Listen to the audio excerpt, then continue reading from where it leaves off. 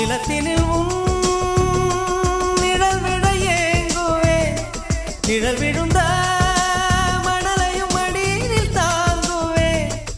உடையனை எடுத்து என்னை உடுத்து நூலாடை கொடி மலர் இடையினை உறுத்தும் ரோஜா உன் பேர் மெல்ல நான் சொன்னதும் என் வீட்டு ரோஜாக்கள் பூக்கின்றன